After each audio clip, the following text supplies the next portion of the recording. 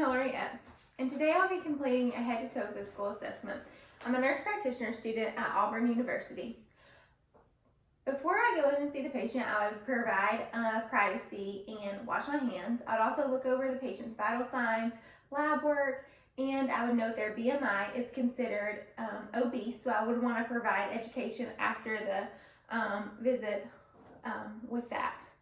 Throughout this exam, I will be conducting a thorough skin assessment. So just as I go through every body system, I will be noting for any rashes, lesions, or abnormalities. Also, to maintain modesty, since this video will be on YouTube for a little while, I am going to have the patient leave their shirt on, but in a clinical setting, I would have them remove their shirt for the cardiac, respiratory, and abdominal assessment. Also, I want it to be noted that in a clinical setting, I would assess bilaterally. For the sake of this video and time, I will just be doing one side assessment, and I will mention that as I go along. So, the physical assessment begins as your patient is walking in the room. The first time you see them, you want to notice their gait, their posture, their hygiene. You want to notice their nails, are they showered, their hair distribution, and just their general overall appearance.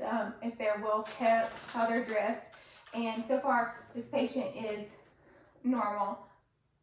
Clean, nails are clean, kept short. So then I would begin with inspecting the head.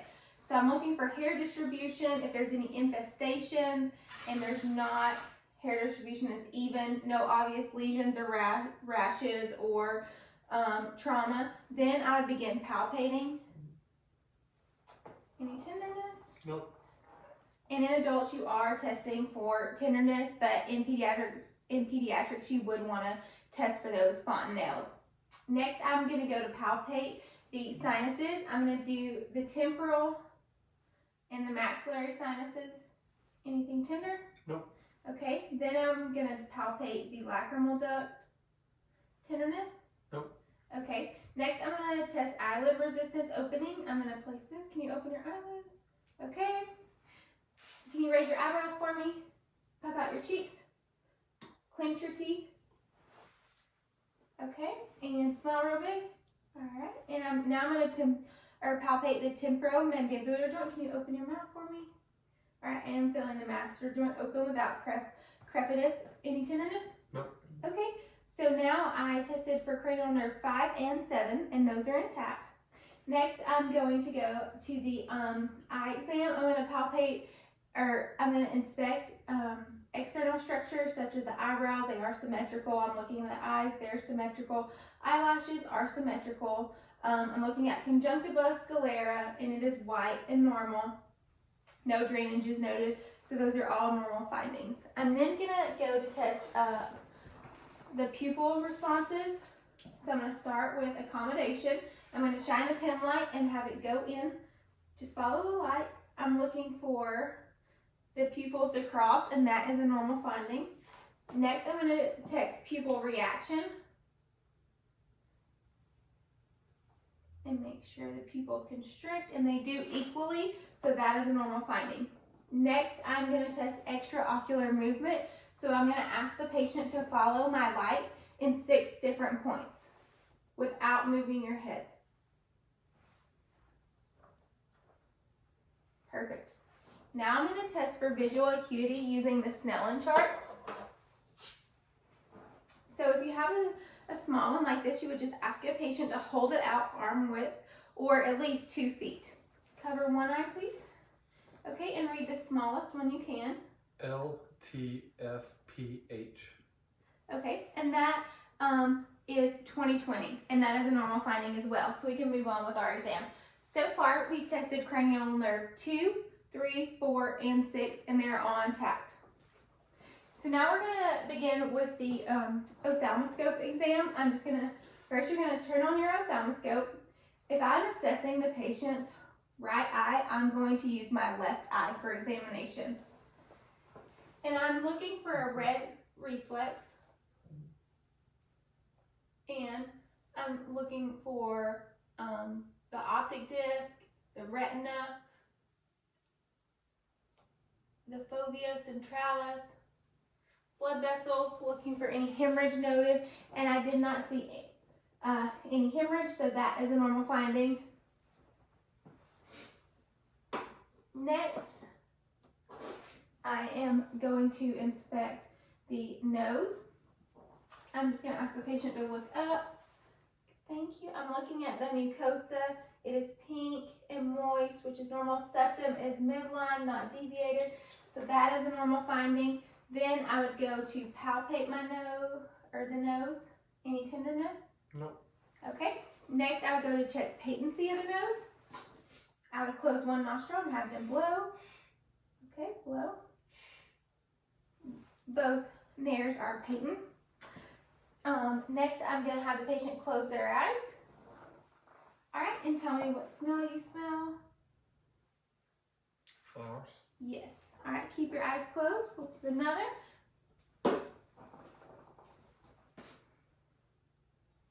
Coffee. Yes, that is correct. So cranial nerve 1, olfactory, is intact. So next we're going to go to the, you can open your eyes. Next we're going to go to the ear examination.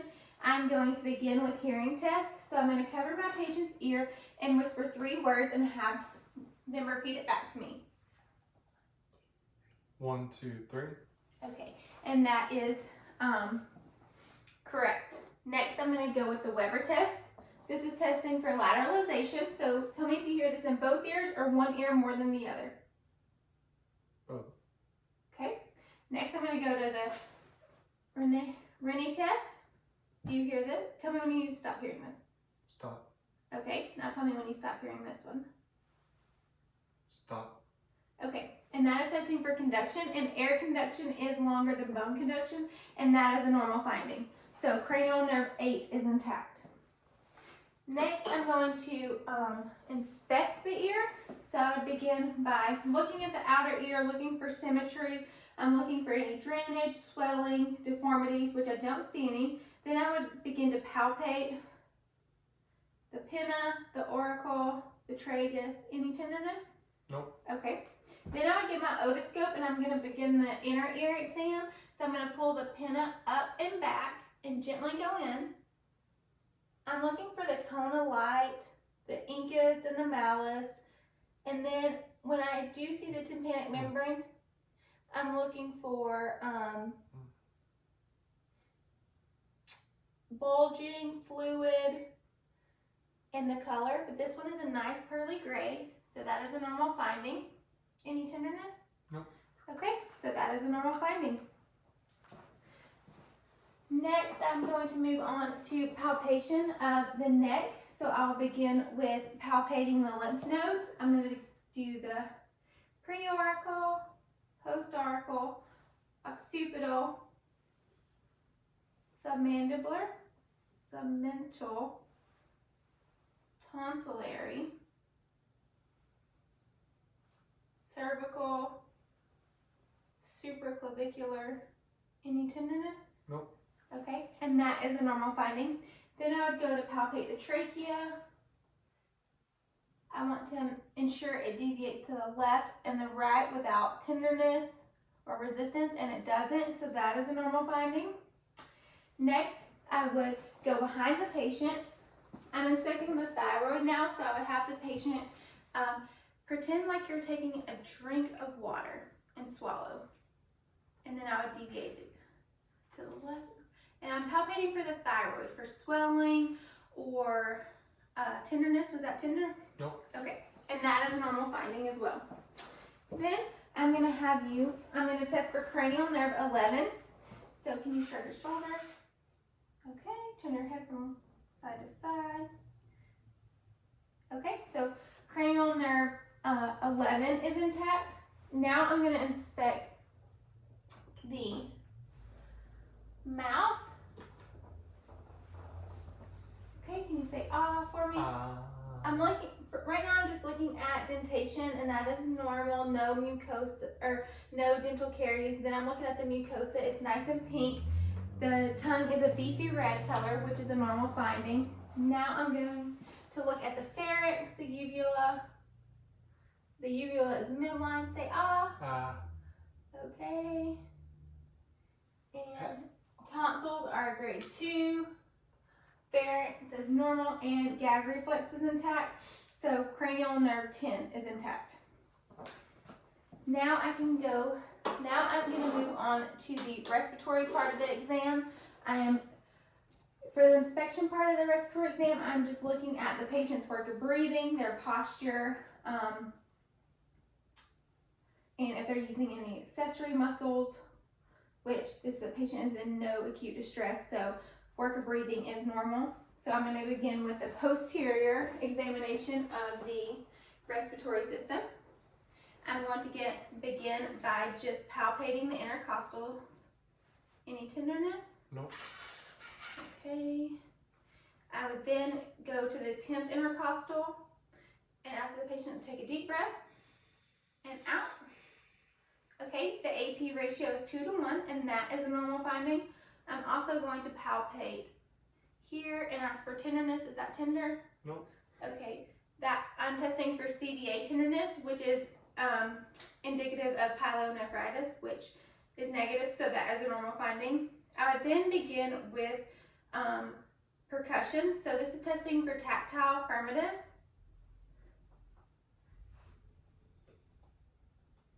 When I place my hands on your chest, will you say 99? 99, 99, 99, 99. Okay, and that is a normal finding. Increased tactile firmness would indicate consolidation. Decreased tactile firmness would be indicative of consolidation, but ours is normal. Now I'm going to percuss. I should hear dullness over bones and resonance over lung space. And that is a normal finding. Now I'm going to auscultate. I'm going to auscultate breath sounds in a zigzag pattern so I can compare the two sides. Can you take a deep breath in and out, and in and out, in and out. One more time.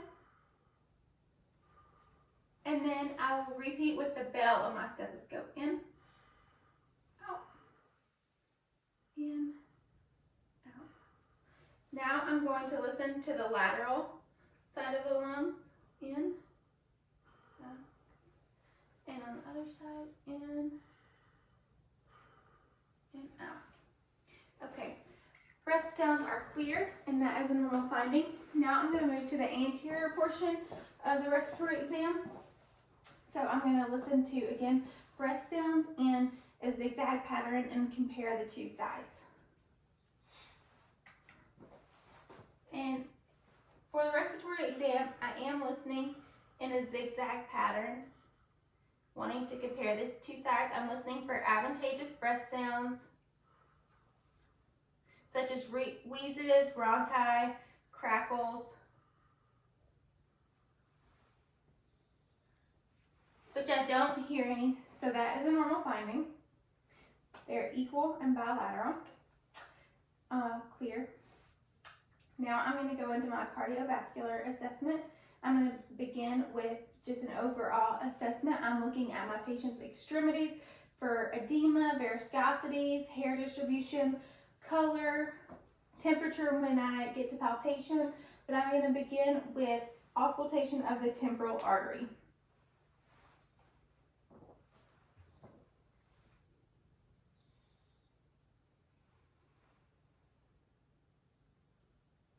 Now I'm auscultating the carotid. No bruits were heard. Now I'm going to palpate. No heaves, thrills. Pulse is a +2, which is a normal finding. Next, I'm going to listen to heart sounds.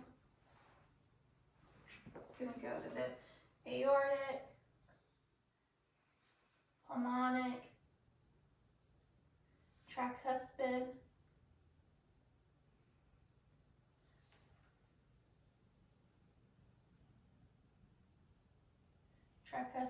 mitral, Erb's point.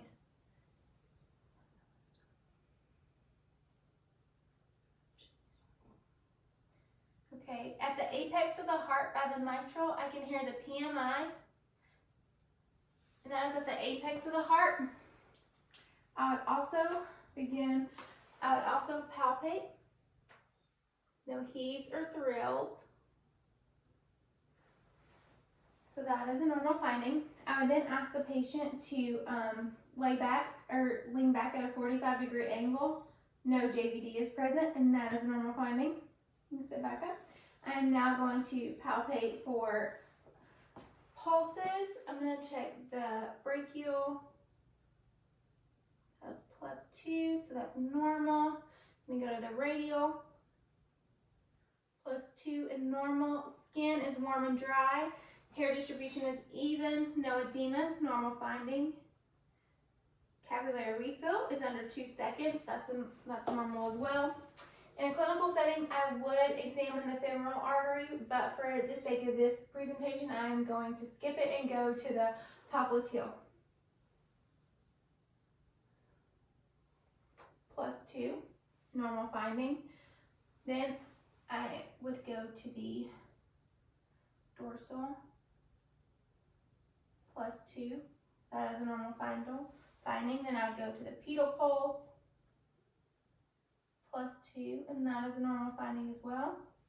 And cap refill is under 2 seconds. That's a normal finding. There's no dependent edema. Hair distribution is even. Skin is warm, dry, and intact, so that is all a normal finding. So now we will move on to our abdominal exam. If you will lay back for me. For the abdominal exam, I'm going to get as close to eye level as possible. I'm noticing the contour of the stomach. I want to look at the umbilicus. Is there any drainage? Is it symmetrical? Is it midline? Are there any obvious bulges or masses? And there are not, so that is a normal finding. Next, with the abdominal assessment, I'm going to auscultate before I do any physical manipulation that could alter bowel sounds. So I'm going to listen in all 4 quadrants.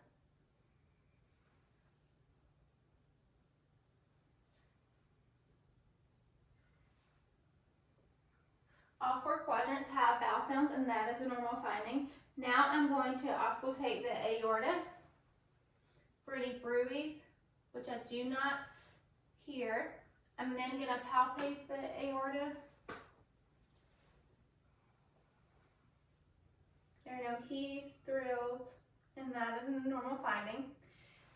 So next I'm going to go on to percussion of the abdomen, and this is just to know you can measure the liver span by percussion, but with percussion you're just wanting to, you should hear dullness over bone or organ and resonance over intestinal space. So it's just a good idea to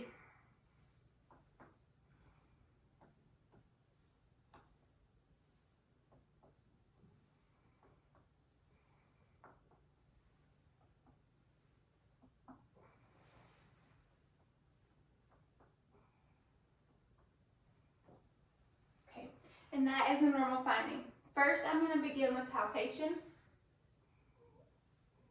I'm going to begin with a light palpation. This is just testing for any tenderness, bulges, masses, which I don't feel any. Then I would begin with deep palpation, and this is actually going to be feeling for organs. I can feel for the kidney, or near the intercostals, the liver. And you want to go about 4 centimeters. But it's normal if you cannot palpate adult organs, which I cannot. The other kidney, left kidney, or the spleen, which I cannot palpate. And again, that is a normal finding. Before we move on, I'm going to actually inspect the breast. You would want to, in a clinical setting, you would want to do the breast examination in 2 positions. I'm going to do one for the sake of this video. I'm going to have the patient lay down and raise one arm over the head, and I would look for nipple indentation, changes in texture of the breast tissue. I would look for symmetry of both breasts. I would look for discharge, any obvious masses, and then I would palpate I could do it in a clockwise motion outward or in a lawnmower motion, testing for any tenderness or palpable masses, and those would not be normal, so they would warrant further investigation. I would then go into the talus spans and palpate the axillary lymph nodes, and I would instruct the patient to do this at home as well. Okay, you can sit up. Next, I would move on to the musculoskeletal part of the exam. And I'm going to combine this with the range of motion exam as well. So I'm going to ask the patient to raise your arm straight in front of you. Okay, raise it up and to the side. Okay, thank you. Now don't let me push your arm down, okay? Okay. Don't let me push your arm up. Okay, so muscle strength is a 5, and that is a normal finding. No atrophy or muscle loss is noted. No crepitus or joint swelling or deformities were noted in the joints. Now I'm going to test wrist strength. Can you hold out both hands and squeeze my, okay? That is, muscle strength is a 5, and that's a normal finding. Now you flex your arm.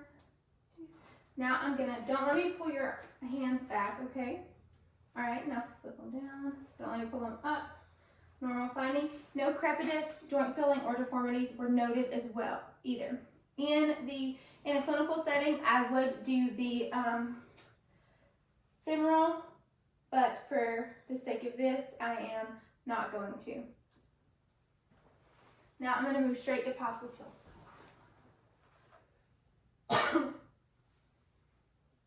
I'm palpating for any crepitus, swelling, or deformities. I don't feel any, and that is a normal finding. I'm going to ask the patient to straighten their leg out. Okay, don't let me lift up. Okay, don't let me pull it down. Good. Now don't let me push your foot back. Okay, don't let me push your foot down. Can you intern your foot, extern your foot? Okay, you can put it down. So lower extremity muscle strength is a 5. No crepitus, joint swelling, or abnormalities noted.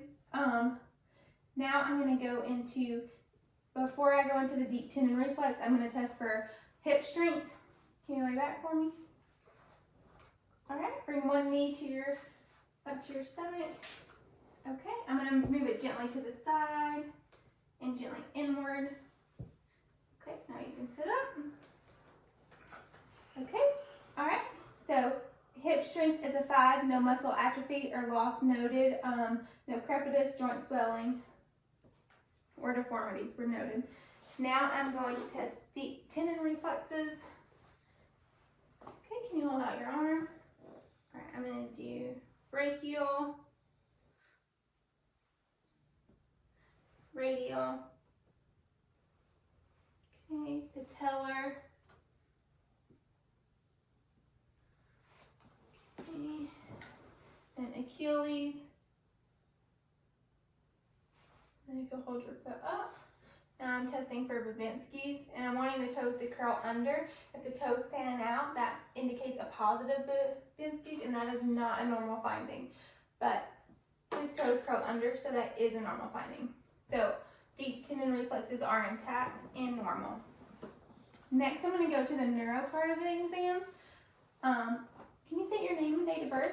Logan Epps, 3/28/1990. Okay, and what year is it? 2021. And what month is it? April. And who's the president? Joe Biden. Okay, and now I'm going to have the patient do a series of rapid movements.